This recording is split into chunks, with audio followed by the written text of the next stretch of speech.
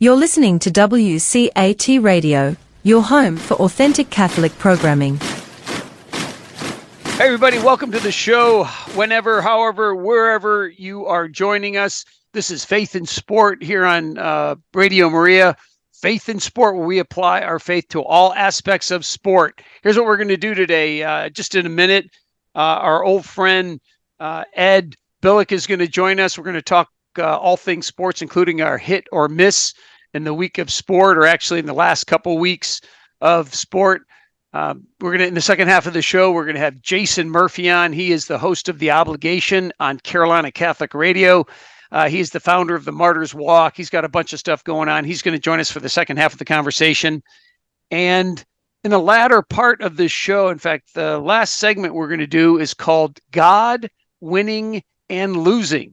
And this is going to be yet another snippet from the book I have coming up on sport and virtue. And I'm going to give you insight into how and why I wrote this book. And we're going to talk about winning and losing through the eyes of our Lord, which is really what that whole book is about. By the way, the name of that forthcoming book is Improving Your Sportsmanship Through Catholic Teaching, a guide for parents, fans, athletes, and referees. Listen, folks, I mentioned earlier that Ed Billick's going to be on the show. Here he is right now. We're going to have a good conversation about what's going on in the world of sport, including our hit or miss. Ed Billick, welcome back to the show. Hey, John, good to be with you and good to be with all of our listeners here at Radio Maria. Now we're getting into the middle of January. We just celebrate the Epiphany. That's right. We three kings of Orient are bearing gifts. I love it. Priest, prophet, and a king. And king. I love it. Brother, that is actually my favorite. In fact, a lot of people have their favorite Christmas hymn, and that is mine.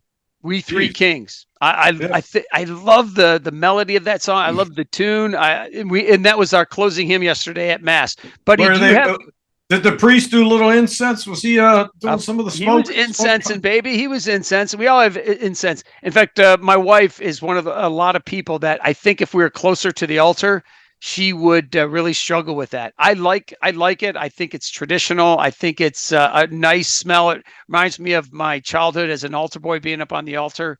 But yeah, we did that. But before we get to our hit and miss, brother, do you have a favorite Christmas hymn? Is there one in particular other than, Frosty the Snowman? You're putting me on the spot because there's so many. There are so many. Okay, let's just fill in the blank. Yours is "Hark the Herald Angels Sing." How about that one? That's a good one. That's a really good one. Joy to the World. I'll tell you, you could, First Noel. You could go through all of them. Silent Night. You can't not. No, I know that one's awesome. Listen to this, brother. This is so amazing to actually think of it. It's so hard to put our heads around it. So yesterday at Mass, Father starts the whole celebration of the Holy Mass with Merry Christmas, right? He goes, it's still the Christmas season. It's the last day of the Christmas season, but still Merry Christmas. Everybody blurts out, Merry Christmas, Father. And he goes, don't forget that. It's a season. It's not just a particular day. It's not just about presents and so forth. And within a minute, he mentions that next month is Ash Wednesday. Next month, we start Lent. So it's amazing. We had this small window in between the Christmas season and Lent, I think, starts really early this year. In fact, I think it's on Valentine's Day. I think it's on February 14th. That's coming up. Back at home, even in some parts of this city here in Charlotte, you got to keep your lights up through January 7th. Because that's the Russian Orthodox Christmas. And you never want to disparage those folks. You keep it up through the Epiphany, yes, but one more day for the Russian Orthodox Christmas. So to Father's point, the 12 days of Christmas, that's where it came from. So yeah, there you go. No, so everything is up in your house still, Ed? No. Okay. I love how you said that. Hey, folks, you got to keep things up, keep your lights up, keep your tree up. Ed, do you have everything up? No, it's all done. No, it's all packed away. I took it all down on Christmas Eve. You did. No. I was just kind of quoting you, folks. You're listening to the silly banter of Ed Billick and John Acquaviva. This is Faith in Sport, where we look at sport through a Catholic lens. Listen, if there is a topic you want us to discuss, if there's a person in your community you think would be a good guest on this show, tweet me or give me an email. My Twitter account is j.acquaviva1. That's the number one, j.acquaviva1. Or you can email me at faithandsport@wingate.edu. Either way, folks, thank you for joining us today here on Radio Maria. Brother, it's taken us a while to get here, but it was worth all that banter. But usually we start with our hit or miss, something positive or negative in the world of sport. As always, you go first. What do you have for us? Well, I almost have two hits, and one of them you sent me was the coach of the Baltimore Ravens, John Harbaugh. Yeah. And you could tell the fans or the listeners about his post-game conference where he talked about his faith. It talked about his faith, talked about the Advent season with his players. Right. I will tell you this. Of all the AFC teams, and me being a Pittsburgh Steelers fan, a lot of folks know that here at Radio Maria, Baltimore Ravens is the team I do not like. I do not like at all. But here's the point. When you sent me the Coach Harbaugh thoughts about Christianity and Catholic faith and Advent, I may pull for the Ravens if the Steelers get knocked out. Just because of that, because that's the kind of leadership that those guys have. Your thought? No, I thought that was great. In fact, that's going to be part of our conversation with Jason Murphy in the second half of the show. But a little tease. Yeah, no, I love that you mentioned that. If you want to see somebody that lives out their faith in the world of sport, in any sport, it's the very successful John Harbaugh. And that name should sound familiar, especially since tonight is the national championship game for college football. His brother Jim is the coach of Michigan, who's playing Washington and so forth. But John Harbaugh, if you just Google John Harbaugh in Catholicism or Catholic faith, you'll see all kinds of hints because he does not miss an opportunity. And folks, I just teased, I'm going to play you a clip of his press conference from a post-game comment after a Ravens game. It is wonderful. It's uplifting and it's inspiring to hear other people. In fact, he didn't just fit in a conversation about God and in particular Advent. He forced it in there. He wanted to talk about it and he makes sure that people know where his heart really is. And that is, it's football is important to him, but above everything else is his relationship with God. And so I think my hit is a message to a lot of the younger kids, a lot of the younger players, male, female, it doesn't matter. Mason Rudolph, third string quarterback who's making the veteran minimum of barely $1 million a year, comes off the bench, wins 3 games for the Steelers after the season was in the dumpster. I mean, it was a dumpster fire. Sure. But he beats Cincinnati, beats Seattle, and here over the weekend beat Baltimore. And now, thank you, Tennessee Titans, to go to the AFC playoffs. Mason Rudolph never gave up. He kept learning the game, working his craft, and when time came, he got called and enabled victory. And he not only enabled victory by completing passes and calling some great plays along with the coordinators, but he caused the chemistry to be reemerged into that locker room where George Pickens and Najee Harris and the rest of the offense came to life because of his mature leadership. And they rallied around him and they weren't moping on the sidelines. Oh, no, throw me the ball. Let me do it. And I tell you what, he empowered that group. And you take a look now, they're going up to Buffalo to play the Bills, the number 2 seed. And you think Mason Rudolph, can he win another 4th game? Can he get a playoff victory that the Steelers haven't had since 2016? And here's a guy that they gave up on. And oh, by the way, he's a very good Christian guy. And many of you know he's from Rock Hill, South Carolina. There you go. And he attended the Christian Academy down there for his high school years. He's a strong man of faith. He thanks the Lord and Jesus Christ for his success. Just like John was saying, you can Google Mason Rudolph in the game on December 23rd when they beat Seattle.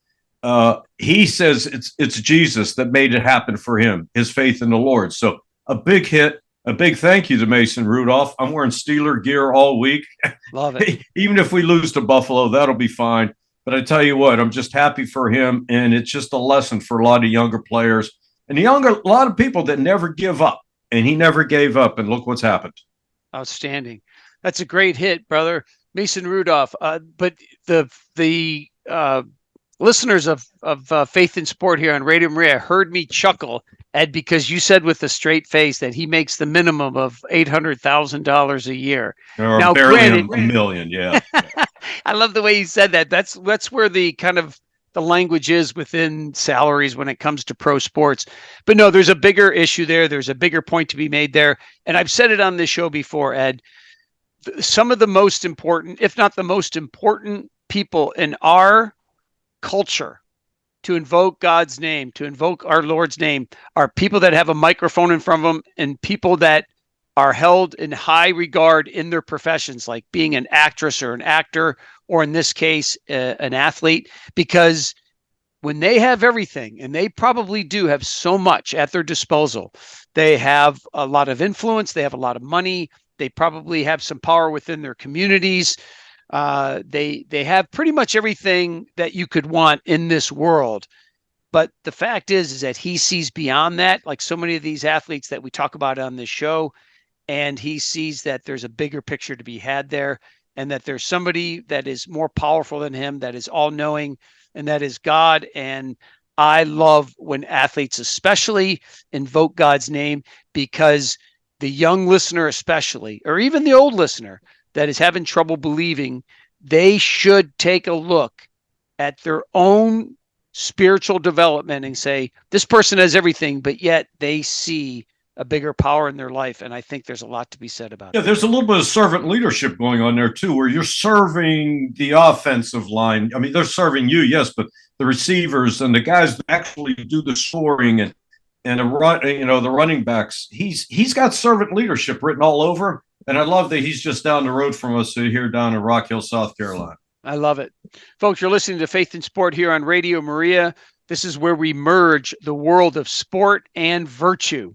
So if it's a moral issue, if it's an ethics issue, if it's a character issue, it's likely to find its way onto this platform that we call Faith in Sport here on Radio Maria. So whenever, however, and wherever you're listening to us and checking us out, we appreciate it. All right, we're talking with Ed Billick here. I'm Dr. John Acquaviva. Ed, you just gave your hit. I have a miss. It's in the world of football as well.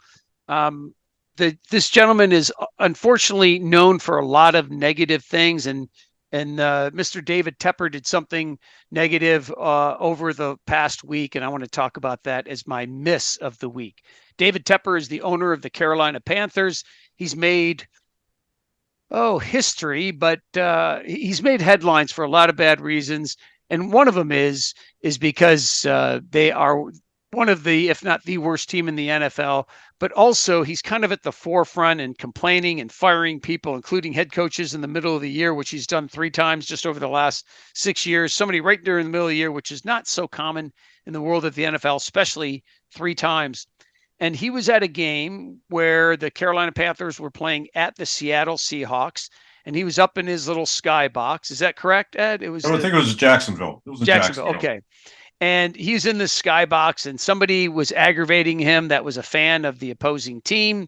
He had a beverage in his hand. I'm not quite sure what that beverage was, but he threw it out of the open window there in the skybox onto some of these fans, and it was caught on tape. Somebody had recorded this, and so it gave him a lot of negative press for sure. Now, keep in mind, folks, that this wasn't a one-time thing. There's a lot of people who are frustrated with the culture of football down here, but primarily it's led by this gentleman, David Tepper.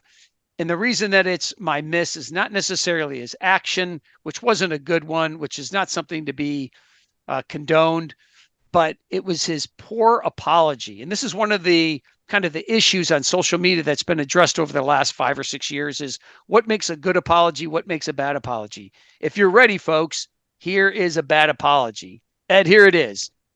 This is what his public statement was about that behavior of throwing that drink on fan or fans.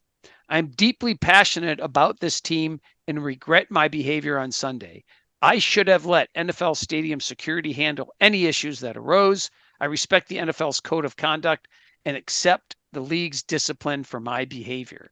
So he wraps it in two things. First of all, the first thing he says is, I'm deeply passionate about this team. In other words, that's why I did what I did. He's clearly mentioning and clearly steering you toward that. If I wasn't so passionate, I wouldn't have done that.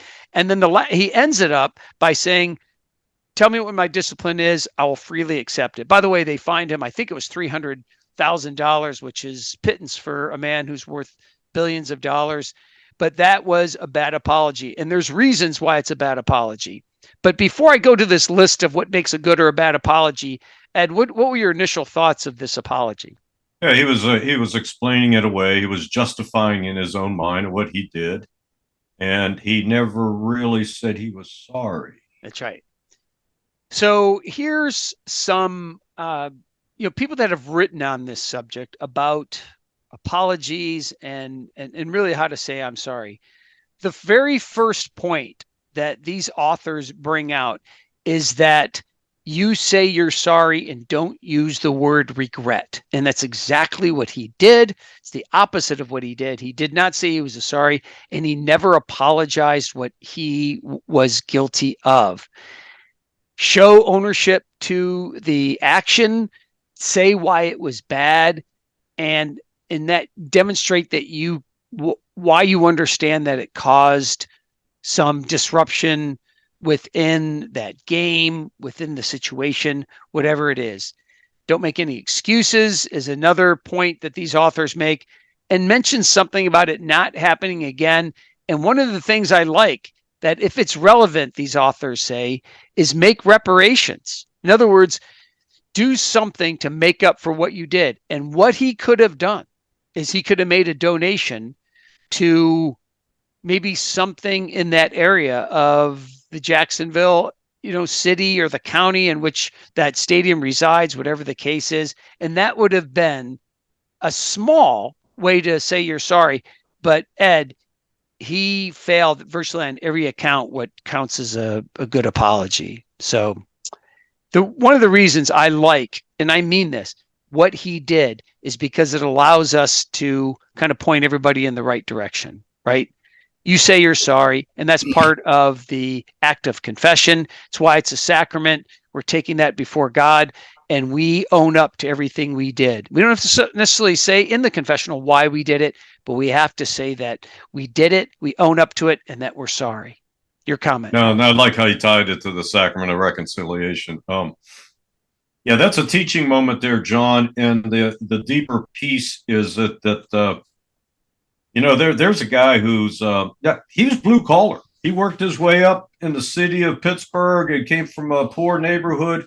He worked his way up. But today there's a business school named after him at the Carnegie Mellon University. It's called Tepper School of Business. Is that right? So he's given away a lot of that $20 billion. He continues to make a lot of money. But no one's ever pulled him aside, pulled me aside at one time where I had a blind spot. I'm sure good friends or someone that's coached you that you had a blind spot. I don't think he has anybody like that. And everyone around him is an enabler to that kind of behavior. So hopefully this was a good teaching moment for that man, because we got to see his heart. We got to see his soul. Don't you think?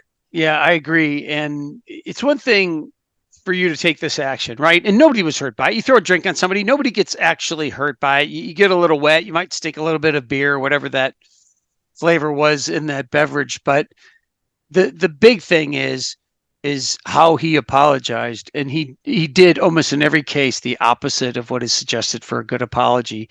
So folks, take that. And sometimes when we owe an apology to somebody, it's not necessarily something that we need to take to the confessional, but it is something that you need to take to that person. I'll give you guys, I'll leave you with this, Ed. When our kids owe each other an apology, I always say to them, you call them by name, you say their first name, you say that you're sorry and what you are sorry for. And that is a good way to make reparations between the siblings, for sure. At least in our family, that's very good, John. It's great advice. Great advice. Brother, let's go on to something that is much lighter in kind of weight, and it's a story that occurred since the last time we did this show. I think you're going to appreciate this, and it's amazing. We've talked very little since then because we were both busy with the holidays and so forth. but it had to do with the ACC championship game. So Ed, a couple days before the ACC championship, which took place here in Charlotte, which was between Louisville and Florida State. And they, for the last couple of years, right, you would probably agree with me, at least 10 years or so, the ACC championship has taken place at the Panther Stadium right here in Charlotte, correct? Bank of America Stadium, yeah. Bank of America. And one of the perks of being a professor is we got extended tickets to this particular event. And we think one of the reasons we got extended tickets because for a week there was the prediction that the weather was going to be cold and rainy, and they figured, but the organizers saw days ahead of time, a week ahead of time, that it wasn't going to sell out. And so what they did is they started giving these tickets away, for instance, through the university, right? Through Wingate University, in which I'm a professor. And so I mentioned it to my wife, but I don't mention it to my kids because they're going to go, let's go. And I wasn't particularly interested in going down there. And in part, Ed, Michigan was playing Iowa for the Big Ten championship. Yeah. But in other avenues or in other days, I might have gone down there. But the cold, rainy thing did not appeal to me.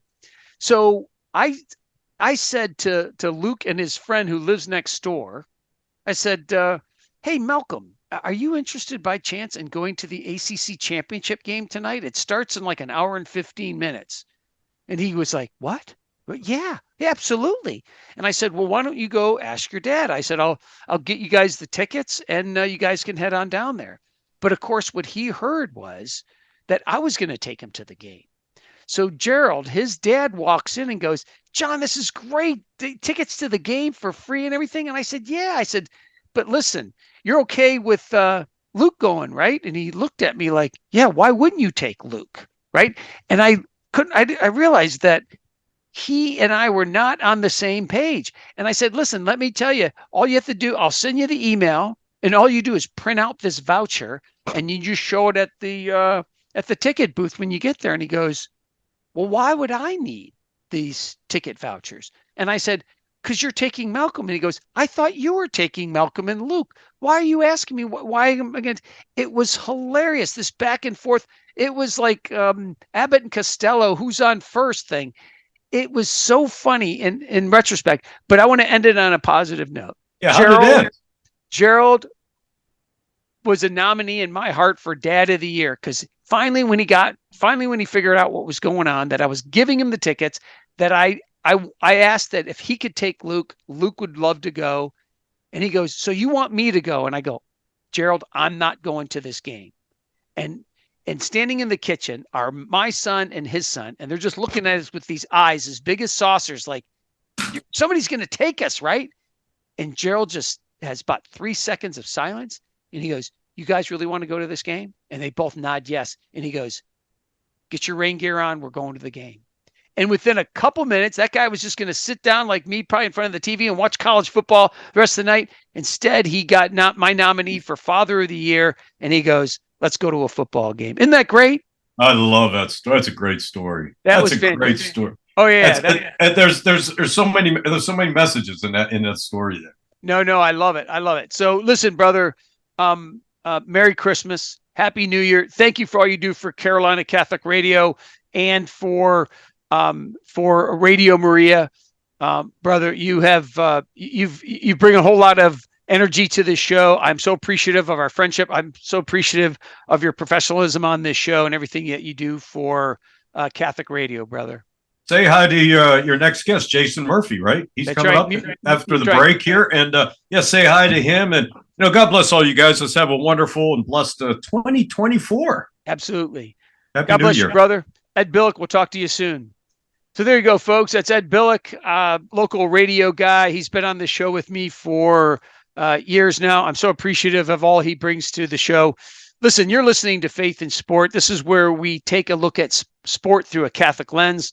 We've already come up to the first break in our show. Hang with us, though, because right after the break, Jason Murphy's going to join us. He has his own radio show on Carolina Catholic Radio called The Obligation. He's the founder of the Martyrs Walk. He's going to join us in just a couple minutes. So hang with us here on Radio Maria. We'll be right back. Hey, everybody, welcome back to Faith in Sport. I'm Dr. John Acquaviva. I teach exercise science at Wingate University, but every once in a while I turn on the recording button and we do a show called Faith in Sport. Welcome to the second half of this week's show, Faith in Sport, here on Radio Maria. Faith in Sport, where we apply our faith to all aspects of sport. So whether you are an athlete, whether you are a parent of an athlete, a grandparent of an athlete, you're a referee, a fan, which most of us are in some regard. Otherwise, you probably wouldn't be listening to this show. This show is for you. So what we want to do is take the world of sport and merge that with our Catholic faith. We try to do our best. I know we don't, we probably fail to a certain degree, but if you have any recommendations to make this show better, tweet me at j.aquaviva1, that's the number one, j.aquaviva1, or email me any comment, any question, especially if there's somebody that you'd like to see on this show, like as a coach or an athlete, somebody that's doing really well in the world of sport and invokes the name of God and what they do as an athlete or a coach or a referee. We'd love to have them on the show. My email address is faithandsport, that's A-N-D, faithandsport at wingate.edu.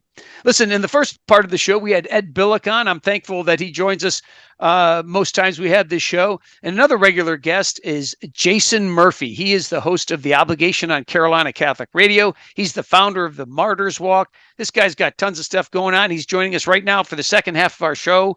Jason Murphy, welcome back to Faith in Sport.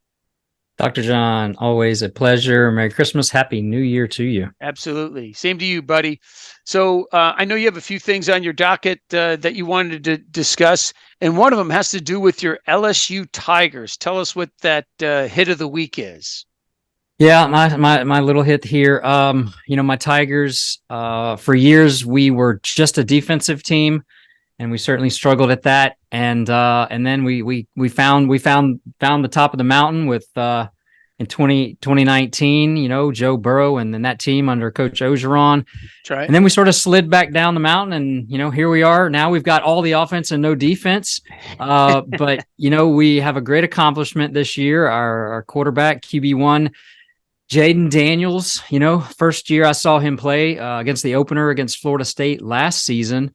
I thought, something special with that guy. And even though we got beat last year, and then again, we, of course, opened to Florida State once again and got beat this year. But that didn't stop Jaden Daniels from being the most dynamic quarterback and, or player, I think, obviously, this past season. And, it took him to New York to receive the third Heisman Trophy for LSU.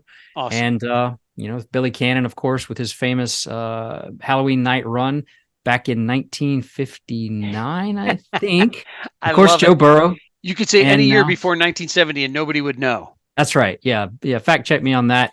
But yeah, so Jaden Daniels, great all-around athlete, all-around scholar, individual. And, I love giving props to these student athletes, especially when they give props to our Lord, and that, when it's the first thing that comes out of the mouth. So anyway, don't want to take too much time, but, when he got up there, it's always such a pleasure to watch these athletes, the ones that receive them, because it's not just about athletics. It's about their whole person when they receive these awards. And of course he got up there and he made mention, he said, referring to God, he's my rock, my savior. And according to his December 9th acceptance speech, he said, he blessed me with the talents and ability to get here and all the special people here to develop these skills. He was a transfer from Arizona State. And, of course, he'll go probably at one of the first, second, in the draft pick. But anyway, he was first and quick to thank God. He's an outspoken Christian. He's very thankful to God, his family, his teammates, and his personnel. So he, didn't put it all on himself. He certainly gave thanks where thanks was necessary. And Godspeed to him in his next chapter. Yeah. And we'll miss him. That's for sure. Yeah, so he is terrific. In fact, I thought you were going to actually mention this. He was dynamic, and he wasn't just dynamic this year.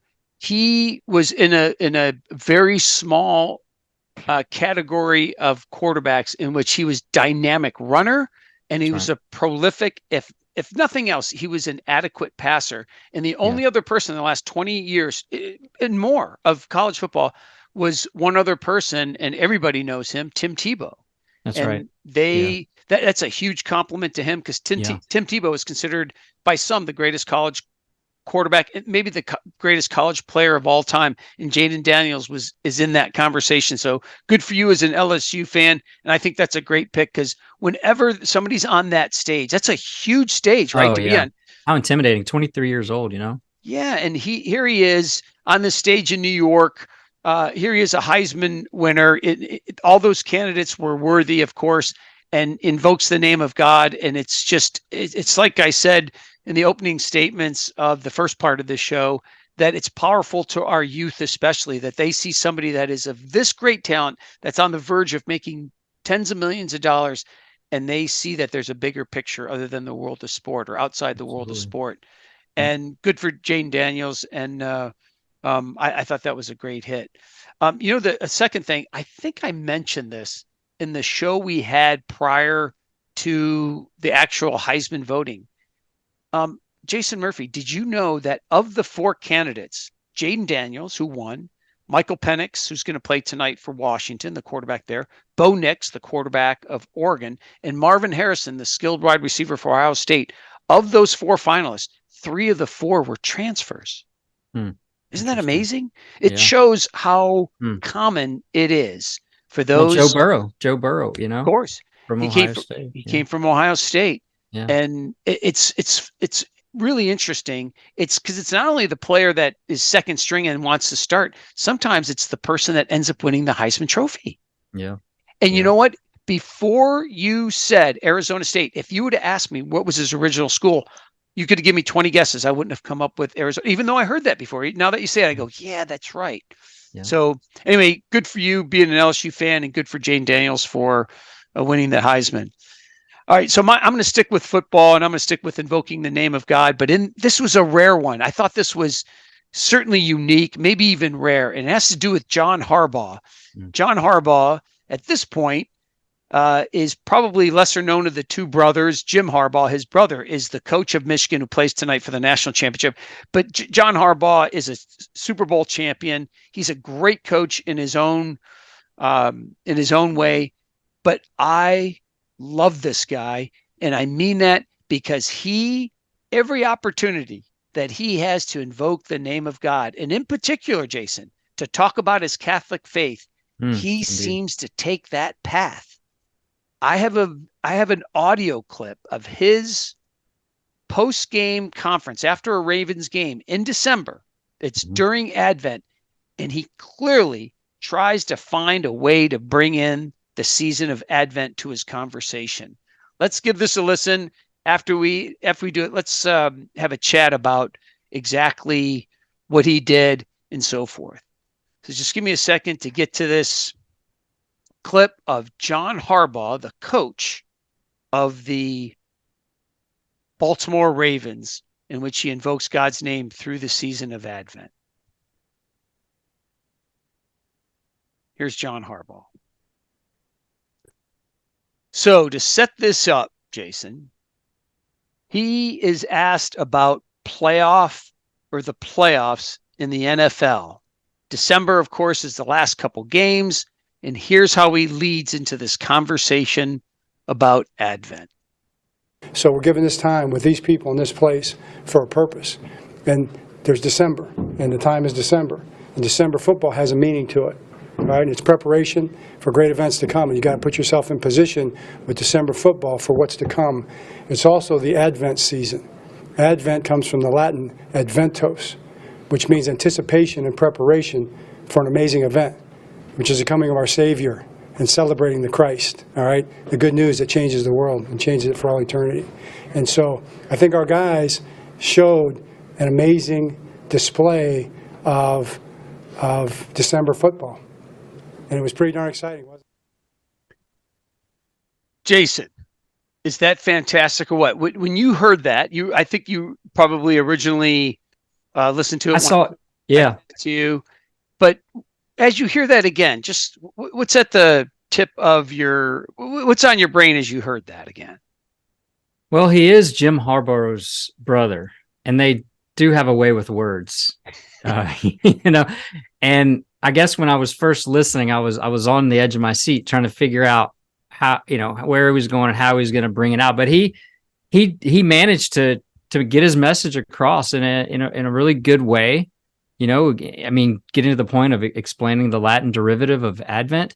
That's pretty good. That's pretty solid. I was impressed for a coach to get up there, and speak the way he spoke about his faith, and about the season of Advent and the Christ child and the coming.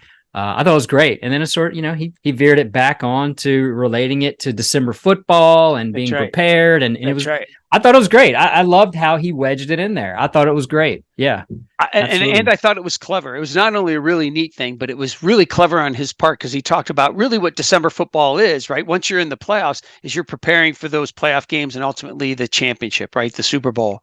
But he took that a step further, and he not only invoked Christ's name, right, the birth of Christ, but he talked in pure Catholicism talk, right? He used the Latin term. He talked about Advent, and other denominations, they celebrate Advent as well. Sure. But one of the things I wanted to bring up, and I can't help but laugh, because one of my friends who's a Pittsburgh Steelers fan, and it's not Ed Billick, by the way, but she said something so funny. She's a legitimate Pittsburgh fan. She said John Harbaugh invokes the name of Christ so much that you would think he's a non-Catholic. Well, that's unfortunately true these days. I thought that was kind of funny. Right? What's interesting, though, while we're sitting here even just digesting this, is that it seems almost, from maybe a secular perspective or someone who doesn't know, like it's forced. Yeah. But isn't it kind of sad of where we are, that things have to be injected like that? Yeah. Because of all of the negative injection of things that's going on in our society. It's almost now it's our duty, because if, let's just say, we're in a morally acceptable society, whether it was fully Catholic or Christian, but a morally sound society, that probably you wouldn't see that. It wouldn't be as astounding. But because of where we are, and because of how much suppression there is in Christianity and Judeo-Christian values, it just stands out so much. I mean, it's a breath of fresh air, obviously. I'm not saying anything negative about it, but it's just to take a pause and look at where we are, that, it's almost defensive. Like it's not even defensive, it's offensive. He's on the offense here, to spread the word.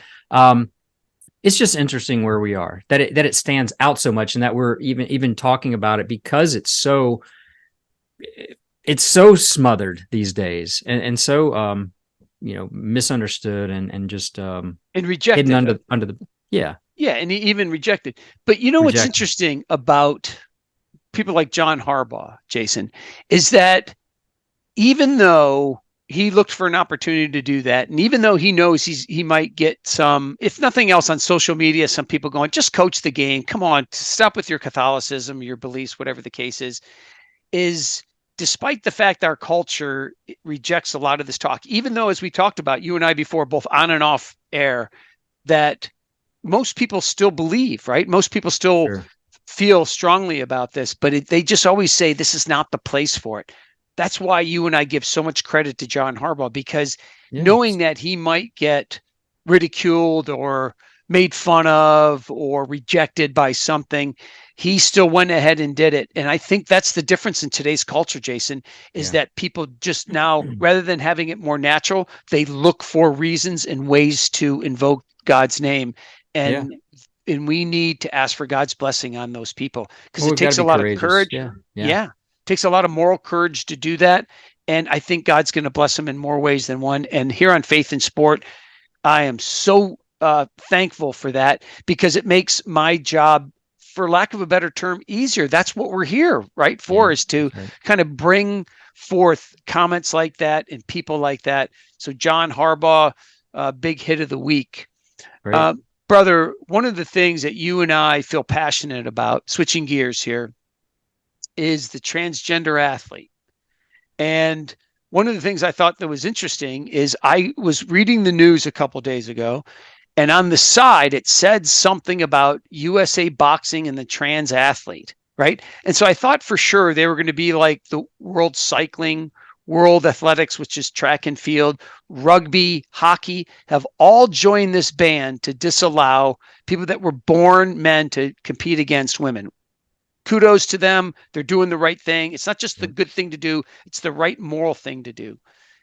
But USA Boxing, Jason, is going to allow biological males to compete against women, but under one major caveat. They can't just go through hormonal therapy. They actually have to go through the operation. And if you ask me, and I'm not being facetious by saying this, but if you ask me, because I thought about it for a minute and I went, why would they do that? It's because they're saying, okay, if you're going to do this, you have to go the full 9 yards. You have to go all the way, including castration, if you want to do this. I think it's a bad idea anyway, but I think ultimately there's like a call, there's like a call of bluff or something. What's your take on this, brother? Yeah, I agree with that. I agree. That's kind of like, okay, let's, put your money where your genitalia are. Sorry. So, I think it's definitely a bad idea, because even if you have a full castration, you still have, a fully, the size of a man, the muscular buildup, everything, the quicker instincts and reflexes and all the things that go along with it. And certainly that could be dangerous. I guess it'll just have to, maybe this is a line in the sand that may have to be adjusted once the first one comes up, and decides to do it. We haven't seen any women, want to go the opposite direction on that. I think they're that's why they're the smarter sex. I think they realize that. But yeah, I think they're going to have to readjust that, because it's ultimately it's going to get, someone's going to get hurt.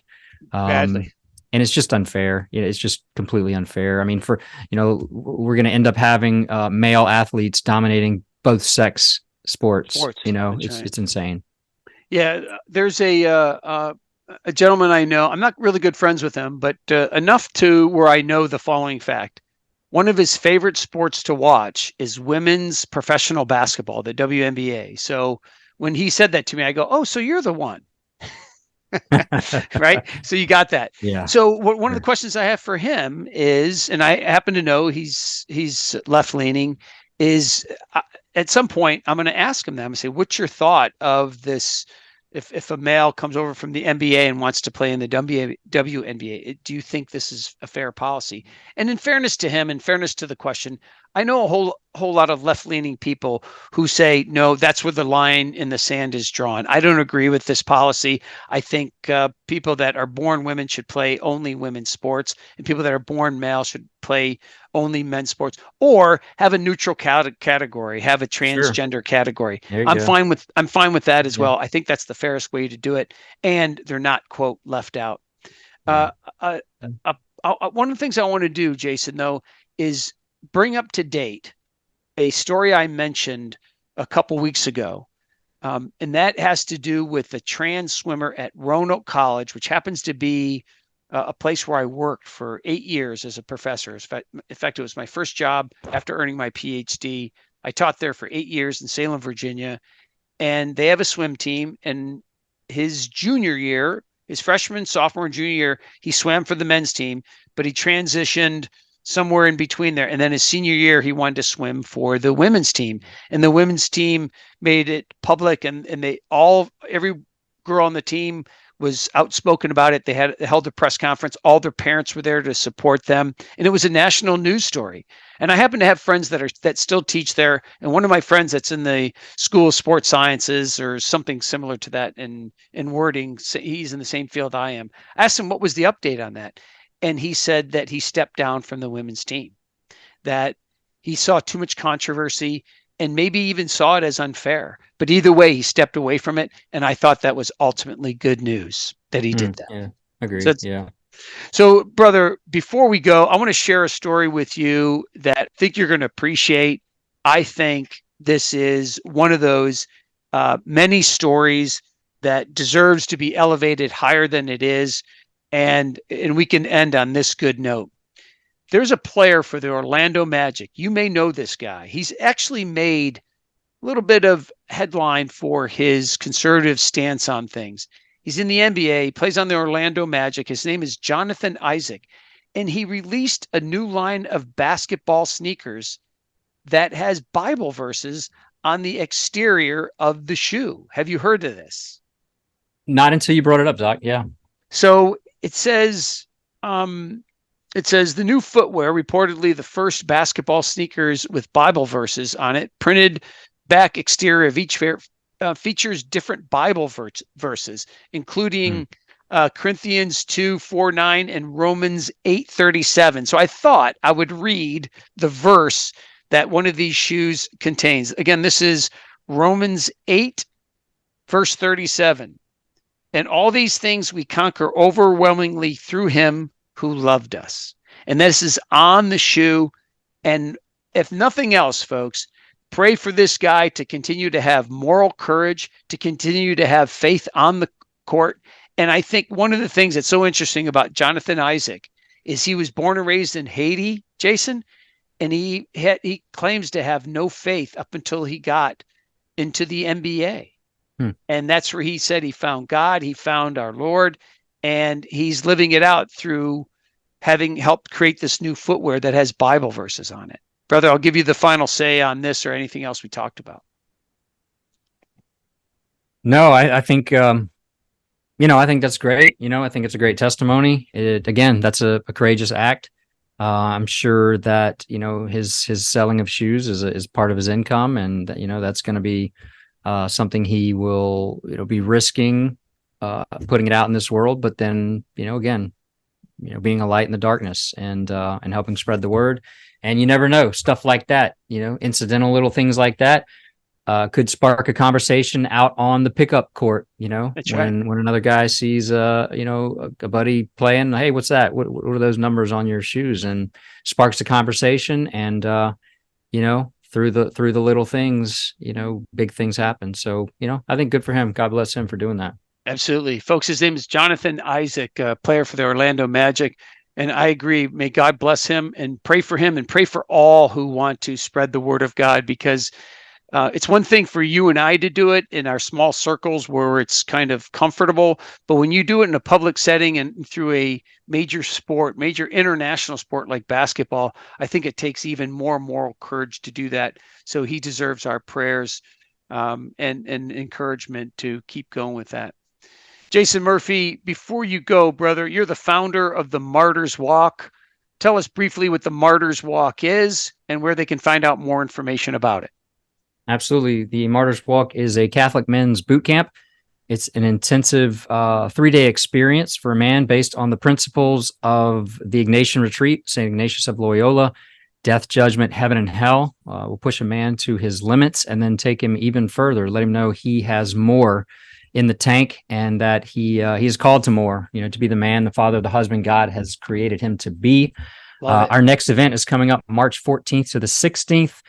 Tickets are on sale now. You bring a brother, you'll get buy one, get one 50% off. So a great deal for a great experience. You can find us at themartyrswalk.com. Also, a quick plug for the Catholic Men's Conference of the Carolinas coming up on February 10th at St. Thomas Aquinas Catholic Church in Charlotte. Keynote speaker Jesse Romero and Bishop Raphael Zarama from the Diocese of Raleigh will be there, along with a great host of other speakers and a day of faith, fellowship, and prayer. I've got Michigan by 17, Doc. I appreciate you having me on. No, you don't. You don't have Michigan by 17. Jason, this is unbelievable. You said it. I sent a text to my friend earlier, and I go, Michigan by 17. I'm not kidding. You heard it here first. I love it. Brother, listen, enjoy the game tonight. Thank you so much for being on Faith in Sport here on Radio Maria, brother. And before we sign off here, I'm going to mention the Martyrs Walk and more on how people can find out more information, as well as the conference for the men's conference of the Carolinas. Thank you, brother. Okay, buddy. Talk to you soon. There you go. Jason Murphy. He's the host of The Obligation on Carolina Catholic Radio. Check him out on social media. You can see some of his or hear some of his podcasts. He is doing an outstanding job for the faith. He's the coordinator of the men's conference of the Carolinas. He's doing this Martyrs Walk. Remember, you can check more about that. It's a basic retreat in physical in nature. held here in the Charlotte area, check out themartyrswalk.com. Folks, either way, we want to thank you, however you're listening, wherever you're listening to this show. We are so thankful that you joined us today here on Radio Maria. One of the things I mentioned before we go is I mentioned God and winning and losing. And this is an excerpt from my book that's going to be published in less than a month. And in the book, I talk about winning and losing through the lens, through the eyes of God. Let's talk about winning this show. And the next time we have the show, we'll talk about losing. You're going to get the idea of what I mean. I gave 10 kind of rules that we should consider when it comes to winning through the eyes of God.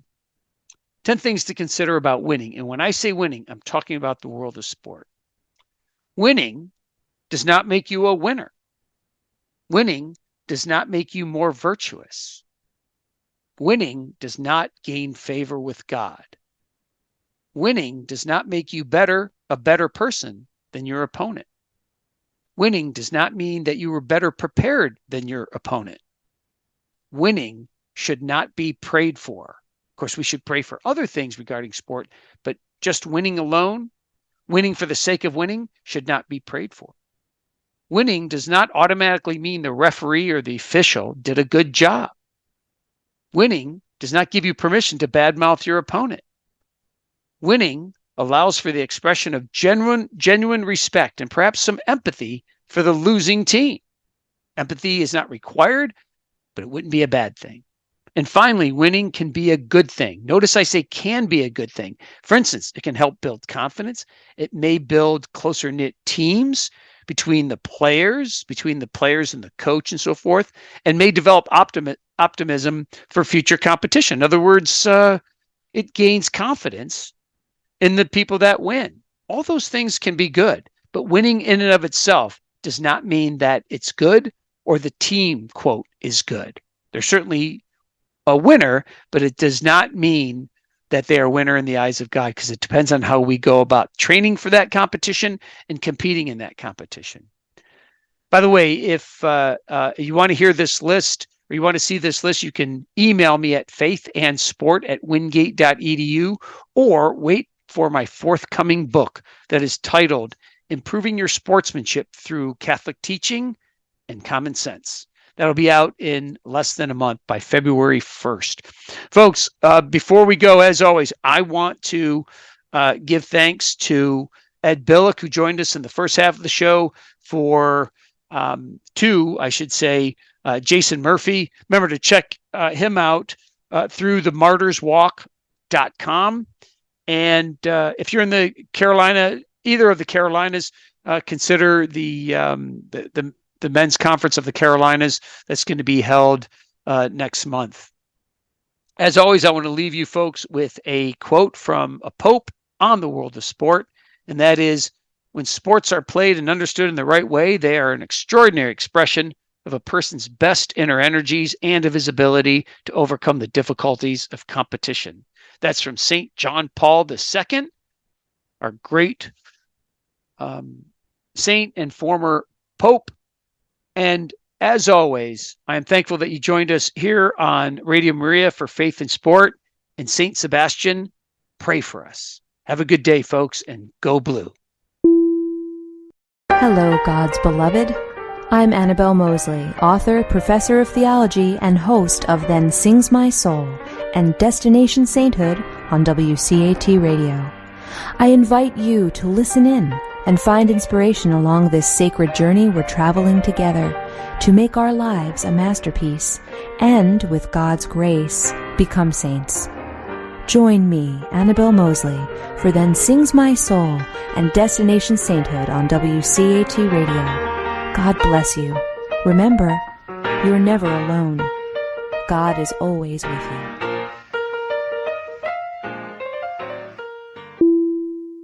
Thank you for listening to a production of WCAT Radio. Please join us in our mission of evangelization.